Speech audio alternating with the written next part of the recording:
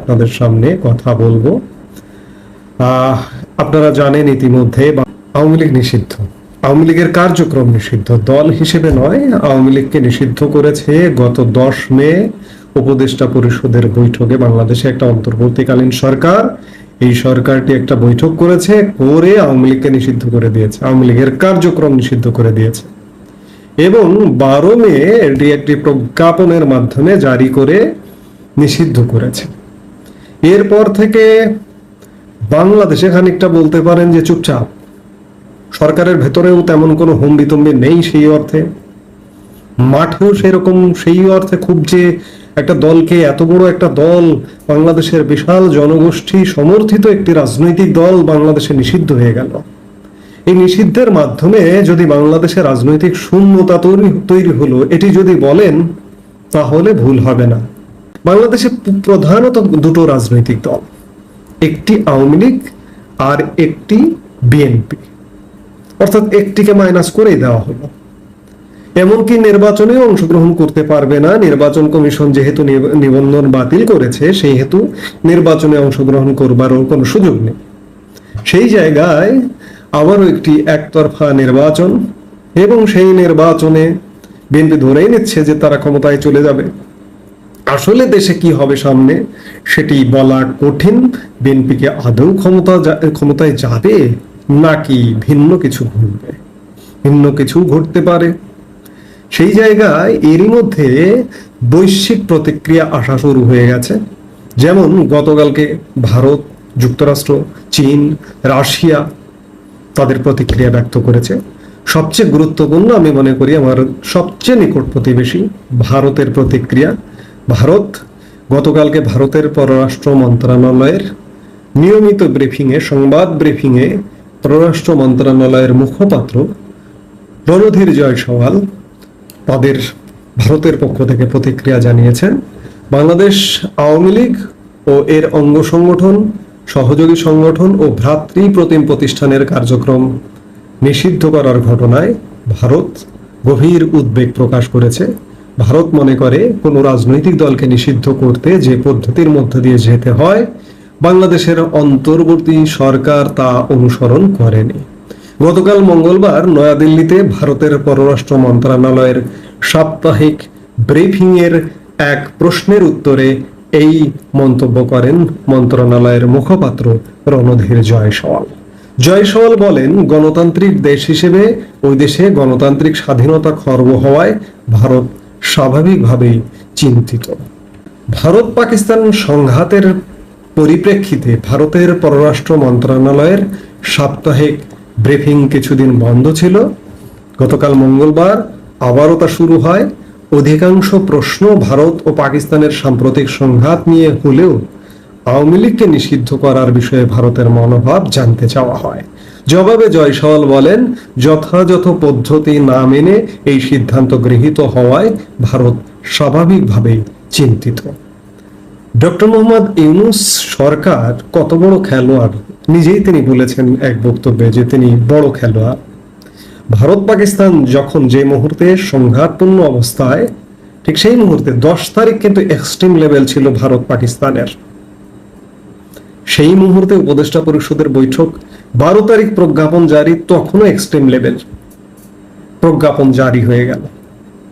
অর্থাৎ ভারত এদিক দিয়ে যেন না কথা বলে বা কোনো প্রশ্ন না তোলে সেই সময়। কারণ আমি একজন বাংলাদেশের মানুষ হিসেবে ভারতের মতামতকে সর্বাগ্রে, সারা পৃথিবীর আগে 1 নম্বর মতামত, ভারতের মতামতকে আমি গুরুত্ব দিতে চাই নানা কারণে।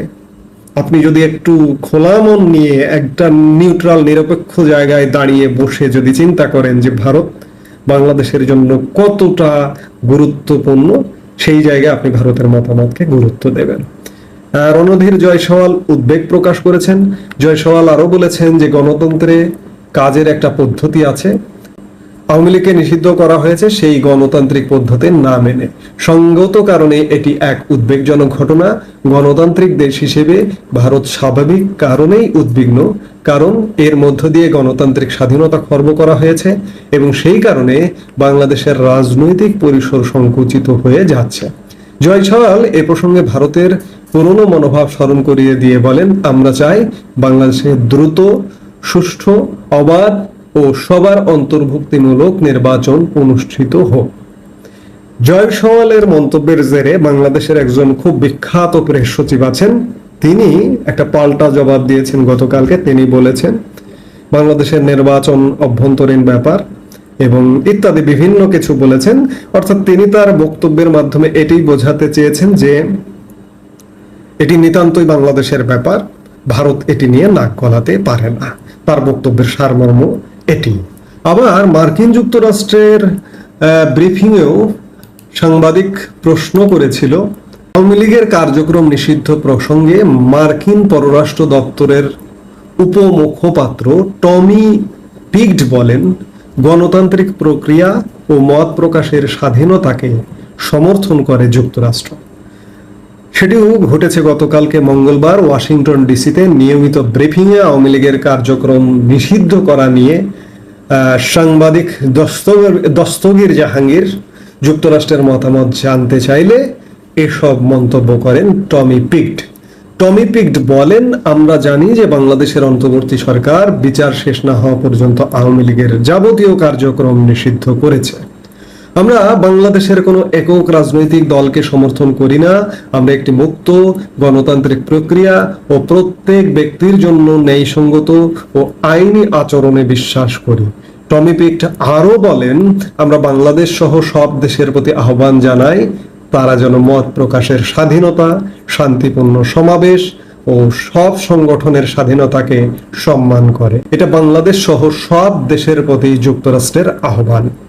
অর্থাৎ আমরা মোটা দাগে ভারত এবং মার্কিন যুক্তরাষ্ট্রের মতামত পেলাম যে মার্কিন যুক্তরাষ্ট্র বলল যে সব সংগঠনের এবং শান্তিপূর্ণ সমাবেশের স্বাধীনতা যেন খর্ব করা না হয়, এটি মার্কিন যুক্তরাষ্ট্র সমর্থন করে। অর্থাৎ আওয়ামী লীগের যে নিষিদ্ধ করা হলো কার্যক্রম, এই নিষিদ্ধর বিরুদ্ধে মার্কিন যুক্তরাষ্ট্রেরও অবস্থান। একই সাথে চীন, রাশিয়া তারাও প্রতিক্রিয়া জানিয়েছে যে আওয়ামী লীগের নিষিদ্ধ কার্যক্রম নিষিদ্ধ করাকে উদ্বেগ প্রকাশ করেছে। এই নিষিদ্ধের মাধ্যমে আসলে কার্যত আবারও সেই একই একটা পদ্ধতিতেই চলে গেল, একতরফা নির্বাচন। আমি কথার শুরুতেই বললাম যে বাংলাদেশে দ্বিদলীয় রাজনীতি বিদ্যমান, অন্যান্য দল আছে, সেগুলো ছোট রাজনৈতিক দল, সেগুলোর সংসদে প্রতিনিধিত্বও থাকে সীমিত। সেই জায়গা থেকে প্রধান দুই রাজনৈতিক দল আওয়ামী লীগ এবং বিএনপি।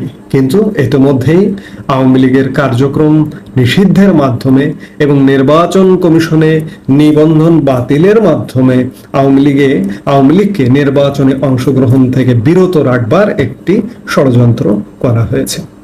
এটি নিঃসন্দেহে একটা একদলীয় ব্যবস্থা বা এক পাক্ষিক ব্যবস্থার দিকে গেল। আমাদের নিশ্চয়ই মনে আছে, আমরা ভুলে যাইনি যে আওয়ামী লীগ বিগত 16 বছর ক্ষমতায় ছিল। বিগত 2014 নির্বাচন, 2018 নির্বাচন, 2018 নির্বাচনে সব দল অংশগ্রহণ করেছিল। বিশেষ করে গত 2024-এর 7 জানুয়ারি যে আওয়ামী লীগটা নির্বাচন করেছিল, সেটি একদম একতরফা নির্বাচন। আওয়ামী লীগ সেই কাজটিও ভালো করেনি, কারণ সব দলের অংশগ্রহণ নিয়ে নির্বাচনটা করা উচিত ছিল। সেটি নিঃসন্দেহে একটা একদলীয় একপাক্ষিক নির্বাচন করেছে। বাংলাদেশ আবারও সেই পথেই ধাবিত হচ্ছে, একদলীয়। এটি যদি বিএনপির জন্য বলি বা আরো এই যে ছোট ছোট কিছু দল আছে, যেমন জামাতও একটা দল, তাদেরও সংসদে সর্বোচ্চ 17টা পর্যন্ত আসন ছিল আমাদের বাংলাদেশে 300 সংসদীয় আসনের মধ্যে, এবং 50টি সংরক্ষিত থাকে। তো সেই জায়গা থেকে সর্বোচ্চ 17 আসনের অধিকারী ছিল জামাত। আসলে বিএনপি প্রধান বড় দল, বিএনপি আবারও বাংলাদেশ একপাক্ষিক নির্বাচনের দিকে ধাবিত হয়েছে। এই একপাক্ষিক নির্বাচন আসলে সারা পৃথিবীতে গ্রহণযোগ্য হবে না। আবারও যদি নির্বাচন সহসা হয়, আদৌ বাংলাদেশে নির্বাচন হবে কিনা এটি বলা কঠিন, কারণ আগামী 2, 4, 5 বছরে, কারণ এই যে একটা সরকার পতন হয়েছে, হবার পরে ইতিমধ্যে আমরা 10 মাসে অবস্থান করছি, প্রায় 1 বছর হতে চলেছে। নির্বাচনের কিন্তু কোনো খবর নেই, নির্বাচনের কিন্তু কোনো রোড ম্যাপ নেই। সেই জায়গায় আমার মনে হয় না যে আগামী 2-1 বছরের মধ্যে এই অন্তর্বর্তীকালীন সরকারটি নির্বাচন করতে চাইবে, সেটি মনে হচ্ছে। কিন্তু যদি নির্বাচনটি হয়, তাহলে এখানে সব দলের অংশগ্রহণের সুযোগ থাকছে না, আবারও সেই একপাক্ষিক নির্বাচন। সেই নির্বাচনটি বৈশ্বিকভাবে গ্রহণযোগ্য হবে কিনা, সারা পৃথিবী গ্রহণ করবে কিনা, সবার আগে নিকট প্রতিবেশী দেশ ভারত সেটি গ্রহণ করবে কিনা, মার্কিন যুক্তরাষ্ট্র গ্রহণ করবে কিনা, চীন গ্রহণ করবে কিনা, রাশিয়া গ্রহণ করবে কিনা, ইউরোপীয় ইউনিয়ন গ্রহণ করবে কিনা, সবচেয়ে বড় প্রশ্ন।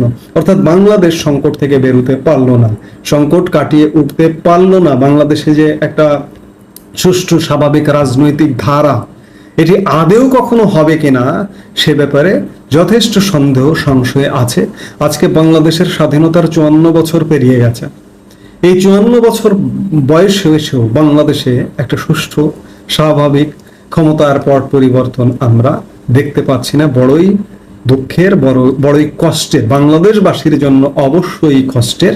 সেই জায়গা থেকে আমি প্রশ্ন করছি যে বৈশ্বিক চাপ ডক্টর ইউনূস সরকার ঠেকাবে কিভাবে, কিংবা এইভাবে নিষিদ্ধ করে ডক্টর ইউনূসকে একটা নির্বাচন করতে পারবে কিনা, আদৌ ডক্টর ইউনূসের সরকার টিকে থাকবে কিনা, সেই প্রশ্নগুলা এসে যাচ্ছে এখন।